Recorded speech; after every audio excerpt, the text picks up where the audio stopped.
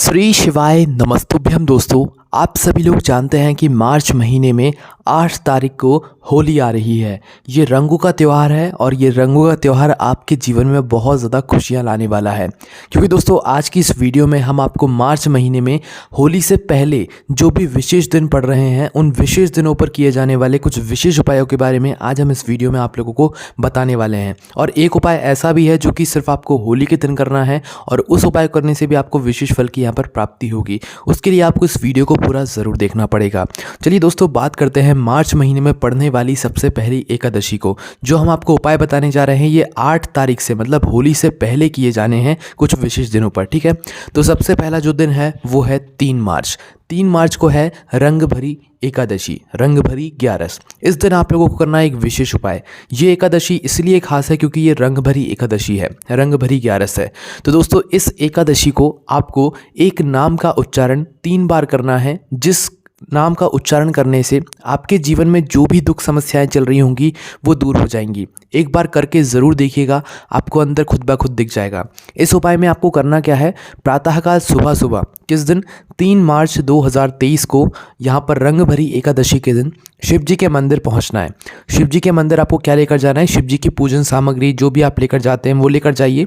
अगर कुछ लेकर नहीं जाते हैं तो 1 लोटा जल तो ज़रूर लेकर जाइए, ठीक है। तो शिव जी के मंदिर पहुँचिए, शिव जी पर 1 लोटा जल चढ़ाइए। जल चढ़ाने के बाद शिव जी की पूरी पूजन आराधना कीजिए, उनकी पूजन अर्चना कीजिए। बेलपत्र फूल जो आप लेकर गए हैं वो सभी कुछ चीज़ें समर्पित कर दीजिए, है ना। आपकी पूजन अर्चना जैसे ही हो जाए उसके बाद आप लोग शिव जी के आसपास बैठ जाइए। 1 से 2 मिनट तक आपको शांत बैठना है, भगवान भोलेनाथ को निहारना है। उसके बाद हाथ जोड़ना है, आंखें बंद करना है और जो अब हम आपको नाम बताने जा रहे हैं इस नाम का उच्चारण आपको बस 3 बार करना है, मतलब 3 बार ये नाम बोलना है। वो नाम है स्वधा। और स्वधा नाम को 3 बार कुछ इस प्रकार से बोलना है जो कि हम आपको बोलकर बताते हैं।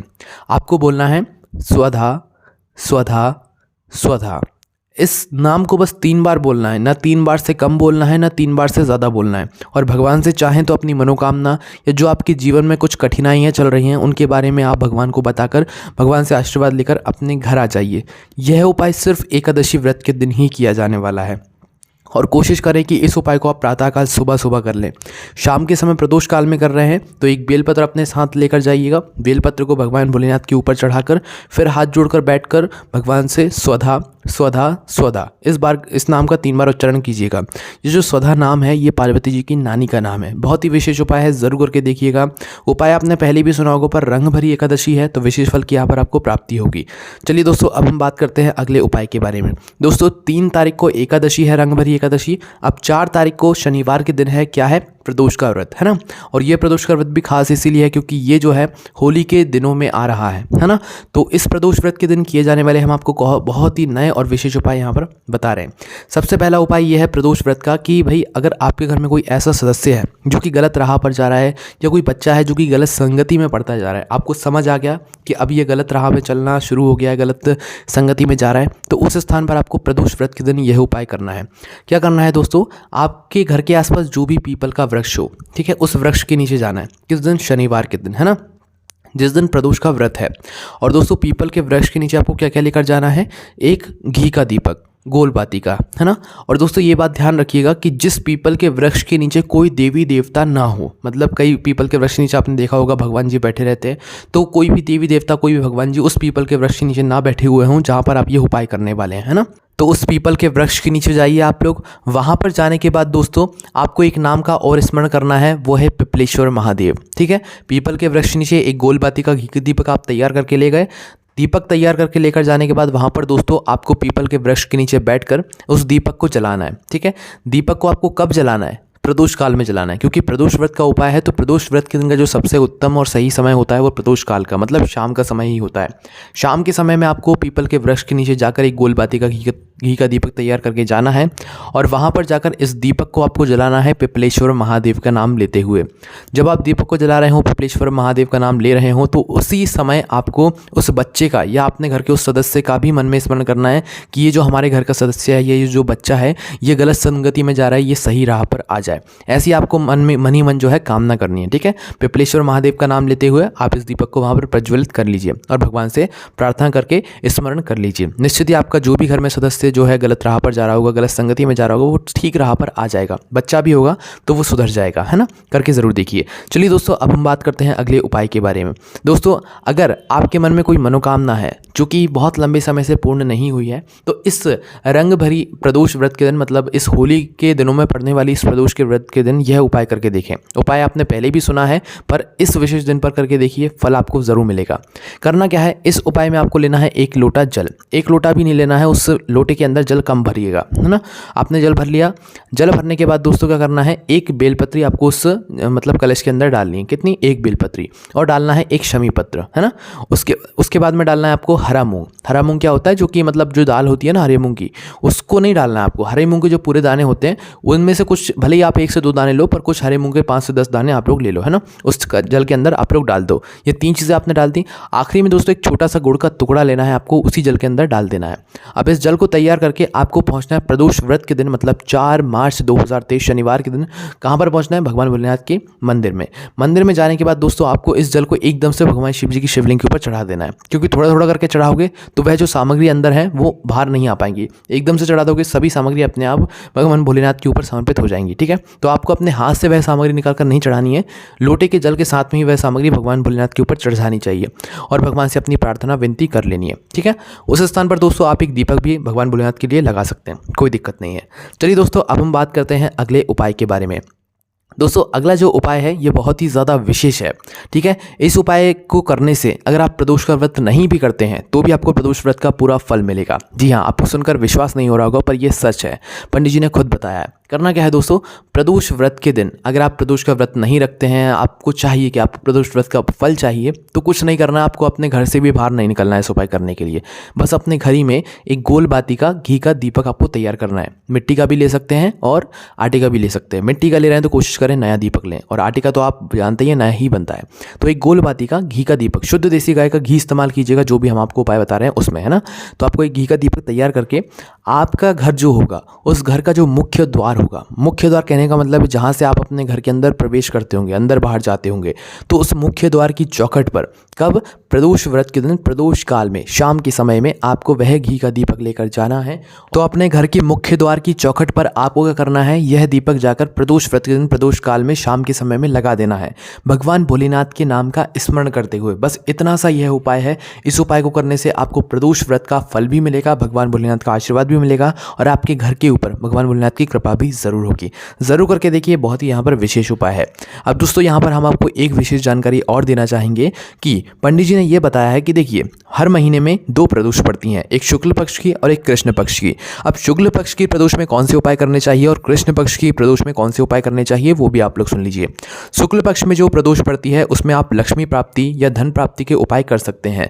कृष्ण पक्ष में जो प्रदोष पड़ती है उसमें आप रोग, बीमारी, या कोई सदस्य आपके घर में बीमार है तो बीमारी से जुड़ा हुआ कोई उपाय आप उस प्रदोष में कर सकते हैं। तो आप चाहें तो इन बातों का भी यहाँ पर ध्यान रख सकते हैं, है ना। चलिए दोस्तों, अब हम बात करते हैं अगले उपाय के बारे में, जो कि आपको करना है प्रदोष व्रत के दिन ही। दोस्तों, अगर आप लोगों की नहीं लग रही है नौकरी, आपको क्या करना है, आप इंटरव्यू में भी जा रहे हैं भाई, आप उसमें सफल नहीं हो पा रहे हैं, आपने बहुत प्रयास करके देख लिए हैं, कुछ आपको यहाँ पर अंतर देखने को नहीं मिल रहा है, तो दोस्तों नौकरी नहीं लग रही है, आपको एग्जाम नहीं निकल रहा है, परीक्षा में पास नहीं हो रहा है, तो उस स्थान पर आपको प्रदोष व्रत के दिन यह उपाय करना है। तो दोस्तों, इस उपाय में आपको लेना है 1 लोटा जल। उस 1 लोटे जल के अंदर आपको डालना है 11 बेलपत्री, है ना। 11 बेलपत्री डालने के बाद दोस्तों आपको उसके अंदर डालना है 11 सफ़ेद फूल, है ना। 11 सफ़ेद फूल वो जो कि शिव जी के ऊपर समर्पित होते हों। तो यह 1 लोटा जल तैयार करने के बाद दोस्तों आपको क्या करना है, लाल चंदन लेना है और लाल चंदन को घिसकर तैयार कर लेना है, ठीक है। एक कटोरी में रख लेना है। अब इन दोनों ही चीज़ों को लेकर आपको जाना है शिव जी के मंदिर में, ठीक है। प्रदोष व्रत के दिन प्रदोष काल में आप चाहें तो सुबह सुबह भी इस उपाय को कर सकते हैं, पर प्रदोष व्रत के दिन का प्रदोष काल का जो समय होता है वो उपाय करने के लिए सर्वश्रेष्ठ होता है। तो करना क्या है दोस्तों, आपको भगवान भोलेनाथ के मंदिर पहुंचना है। मंदिर पहुंचने के बाद सबसे पहला आपका काम ये रहेगा कि भगवान शिव जी की शिवलिंग की जो जलाधारी होगी, उस जलाधारी को जो है मतलब थोड़ा साफ करके उस जलाधारी के ऊपर आप जो अपना लाल चंदन घिसकर लेकर आए हैं, इस लाल चंदन का आपको पूरी जलाधारी पर लेपन कर देना है।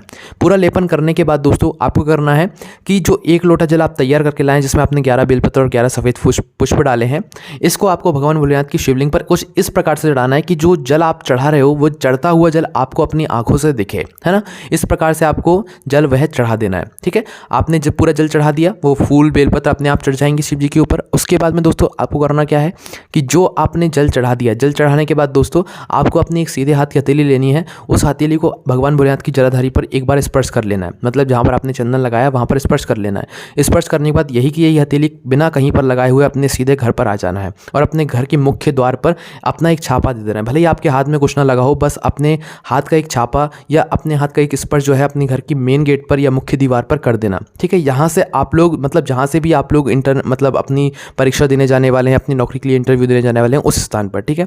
और जब घर से निकलेंगे, जब भी आप इंटरव्यू नौकरी के लिए निकलेंगे तो आप वहाँ पर चाहें तो स्पर्श करके जा सकते हैं। आप उस नौकरी में सफल ज़रूर होकर लौटेंगे, है ना।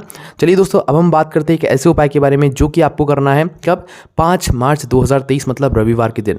और यह उपाय रविवार के दिन आप कर सकते हैं, किसी भी रविवार के दिन कर सकते हैं। इस उपाय को करने से आपके घर में अगर आपने किसी को जो है मतलब कर्जा दिया होगा, आपने किसी को जो है पैसा दिया होगा और वो आपका पैसा नहीं लौटा रहा है, आप बहुत परेशान है भैया, वो आपका पैसा नहीं लौटा रहा है, तो उस स्थान पर आपको रविवार के दिन सूर्य को अर्घ्य कुछ इस प्रकार से देना है। आपको एक तांबे का लोटा लेना है, उस तांबे के लोटे के अंदर आपको डालना है गुड़, ठीक है। गुड़ डाल लिया आपने। उसके बाद आपको डालना है लाल फूल। लाल फूल डालने के बाद दोस्तों आपको उसके अंदर डालना है चावल।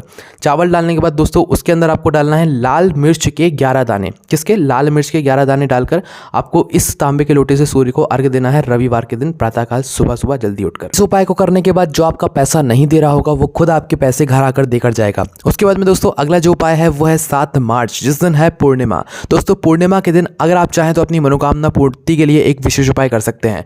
पूर्णिमा के दिन शाम के समय आपको लेना है 1 लोटा जल। उस 1 लोटे जल में आपको डालना है 5 बेलपत्री, साथ में डालना है 1 कमलगट्टा। कमलगट्टा डालने के बाद दोस्तों आपको इसे लेकर जाना है शिव जी के मंदिर में। शिव जी के मंदिर जाने के बाद दोस्तों चंद्रेश्वर महादेव के नाम से इस 1 लोटे जल को, जिसमें आपने 5 बेलपत्र और 1 कमलगट्टा डाला हुआ है, इसे भगवान भोलेनाथ के ऊपर आपको समर्पित कर देना है चंद्रेश्वर महादेव के नाम से और भगवान से अपनी मनोकामना बोल देना है। सिर्फ पूर्णिमा के दिन शाम के समय किया जाने वाला यह विशेष उपाय, आपकी मनोकामना इससे पूर्ण होती है। अगला उपाय दोस्तों 8 तारीख का, जिस दिन है होली, रंगों का त्योहार है। उस दिन आप लोग एक छोटा सा उपाय कर सकते हैं, जिस उपाय करने से आपके घर परिवार में कितनी ही बड़ी रोग बीमारी क्यों ना हो, उस बीमारी से आपको छुटकारा मिल जाएगा, ठीक है। 8 मार्च 2023 इस दिन है होली। होली के दिन आपको रात में एक समय पर 9:15, है ना, 9:15 रात्रि में यह उपाय करना है। और इस उपाय को आप किसी भी दिन कर सकते हैं, पर होली के दिन करेंगे तो निश्चित ही आपको विशेष फल की प्राप्ति होगी। तो रात्रि को 9:15 पर आपको 1 लोटा जल भरना है। उस 1 लोटे जल के अंदर आपको डालना है आंवला। आंवला जो कटा हुआ होता है ना, मतलब एक आंवला तोड़ लो, उसको थोड़ा थोड़ा काट काट कर डाल लो, मतलब आंवले का जल आपको बनाना है। आंवला ना मिल पाए तो आंवले की पत्तियां मिल जाए तो वो भी चल जाएगा, आंवले की पत्ती डाल लो। और बाजार में जो सूखा आंवला मिलता है आप चाहें तो वो भी डाल सकते हैं, अगर आंवला या आंवले की पत्ती ना मिले तो, ठीक है। इस प्रकार से आपको ये जल तैयार करके अपने घर में ही या शिव जी के मंदिर जाकर भी आप इस उपाय को कर सकते हैं। तो इस आंवले के जल को आपको भगवान भोलेनाथ के ऊपर चढ़ाना है। चढ़ाने के बाद दोस्तों एक गोल बाती का दीप, घी का दीप लगाना और भगवान से प्रार्थना कर लेना उस व्यक्ति के लिए जिस व्यक्ति के लिए आप ये उपाय कर रहे हैं, उसकी रोग बीमारी बहुत जल्द ठीक हो जाएगी। ये बहुत ही विशेष उपाय है, जरूर करके देखिए। इन सभी उपायों करने में आपको कोई भी समस्या आती है तो आप हमसे कमेंट करके पूछ सकते हैं और यही सब उपाय आप हमारी वेबसाइट पर लिखित जानकारी के रूप में देख सकते हैं, जो कि भोलेनाथभक्ति.com है। वहां पर जाकर आप इस जानकारी को पढ़ सकते हैं। कोई भी समस्या आती कमेंट करके पूछ सकते हैं। ओम नमः शिवाय, जय भोले बाबा, श्री शिवाय, नमस्तुभ्यम।